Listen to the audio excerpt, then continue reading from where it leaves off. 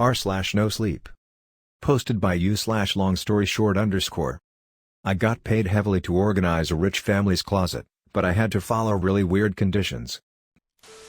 Let me just begin by saying that paper towels are expensive. It's one of those epiphanies that you tend to have as your items are scanned and your heart dips while noticing you've blown a quarter of your paycheck on a week's worth of groceries. As if choosing a career in creative arts was not taxing enough. On the bright side, people in LA were rich, stupid rich, which meant that the odder your job was, the more you got paid. Closet organization came naturally to me, and thanks to Marie Kondo, this little side business I set up helped get me through most tough days. A friend had recently hooked me onto a website where you could list your services to reach the elite of the elite. That's when I got an offer from an Audrey Salinger that I could not resist. She had left her contact number in the message saying it was a highly paid gig and that she could not reveal more details until I agreed. I picked up my phone and dialed her number. "Hi, you've reached Audrey Salinger," a delicate voice came through on the second ring. "Oh hey, yeah, this is Karina, from the Closet Organization ad. I saw your message." "Karina. I'm so glad you called," she interrupted, her tone changing almost instantly. I didn't have to speak more as she delved right into the details. Audrey worked for the Montgomerys whose house required quite a bit of refurbishing and she'd like to start with the closet. It all seemed fine until she mentioned she had one condition. "It would be preferable if you finished it in one night. You can stay over if need be," Audrey spoke. I was a little taken aback to respond, feeling uneasy about the proposal. I wasn't ready to make her a promise that I could not follow through without knowing what I was dealing with. $3,000, Audrey's voice interrupted my thoughts. Thrice the amount listed on the website. "I'll pay you $3,000 if you spend the night and I'll do it. I'll get it done," I told her. I wasn't going to let this opportunity slip by. "Great. I'll text you the rest of the details. Thank you." Audrey cut the call without a second to waste. I woke up early the next day, ready to get a head start on the laborious task that lay ahead. I pulled into the driveway of the address texted to me by Audrey. It was nothing less of a mansion. She had instructed me to let myself in with the key, dropped in the mailbox. It amazed me how nonchalant the rich were when it came to safety. I found the key along with an envelope addressed to me. I opened it to find the dollar bills, $3,000 as promised, along with a letter. Carefully placing the money inside my bag, I pinched myself to ensure I was not dreaming. I opened up the letter. "Dear Karina, I'm sorry I was not able to personally meet you as something came up, but please refer to the following instructions below. 1. You are to only clean the second room on your right downstairs. All other rooms will remain locked. 2. Lock yourself once you're inside and do not open the door if you hear a knock, no matter how many times you hear it.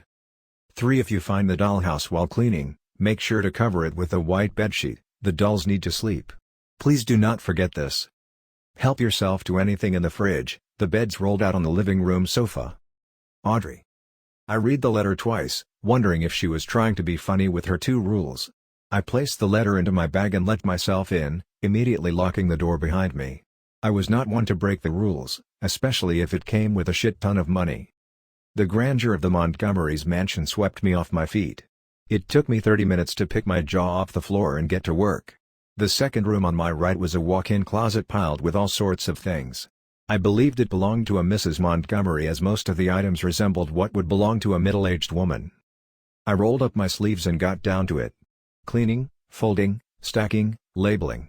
Only taking a quick half-hour break in between for lunch to grab a sandwich I found in the fridge. I made a mental note to reach home and Google what line of business the Montgomerys were in to afford all this. When I came back, ready to tackle yet another section, I noticed a huge dollhouse, one that slipped my attention before. It was a replica of the very mansion I was in, down to the nth detail. Every room, every tile, so meticulously designed. There were 4 miniature figures placed in a different room of the house. I assumed it was the family that currently paid for my 2 months' rent. I didn't dare touch the dollhouse, worried if I even chipped it a little it would cost me a kidney. I dove right back to work, letting the hours pass me by. It was 11 p.m. as I placed the last pair of stilettos on the shelf. Too exhausted to even eat, I shut the lights out and closed the door behind me, crashing on the living room couch. I was deep asleep when I was awakened by the knocking. I checked my phone to see that it was almost 2 a.m. The eeriness of it all finally caught up to me as I began to imagine the worst-case scenarios in my head. I began to regret signing up for this. The knocking got faster and I shut my eyes trying to zone it out. I woke up the next morning to the sound of clanking pans from the kitchen. I realized I had overslept due to my exhaustion. I walked into the kitchen to find a man and a woman, similar to the dolls I saw. "Good morning. You must be Karina." Mrs. Montgomery flashed a bright smile. "I love what you've done with the closet. Looks so much more compact." "Oh, thank you. I didn't know you were here." I spoke, too embarrassed to present my disheveled morning face. "Oh yes, we found an early flight back from the Bahamas. Kids couldn't wait to get home. Why don't you join us for breakfast?" I sat down on one of the high chairs as the two kids rushed in. After helping myself to a scrumptious meal, I said my goodbyes after thanking them at least a couple of hundred times. On my drive back, with only 5% battery left, I quickly texted Audrey that the job was done and that I also had the pleasure of dining at the Montgomerys. As soon as I reached home, I jumped into the shower and plugged my dead phone in.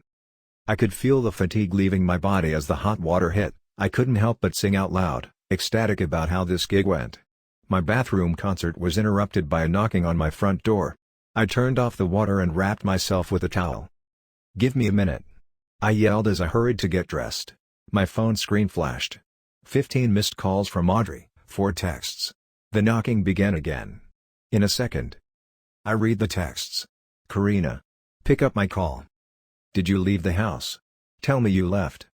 I couldn't understand Audrey's panic as I scrolled through her texts. "Karina, did you forget to cover the dollhouse?" I couldn't recollect. I figured I must have forgotten because of how tired I was. The knocking on my door came faster, more furious now. "The Montgomerys died in a plane crash 2 years ago. Trip back from the Bahamas." I clutched my phone tight in my hands as I read those lines. My stomach dipped and I felt like I couldn't breathe. If the Montgomerys died 2 years ago, who did I have breakfast with today? I felt my ears get hot, the knocking fading into the background as my own heart beat louder. The dolls need to sleep too. A feeling of dread washed over me as I realized I didn't follow Audrey's instructions. I turned slowly towards my door, the knocking suddenly reminding me of last night at the mansion. My phone buzzed, a new text. My hands shaking beyond control as I opened to read. "Do not open your door,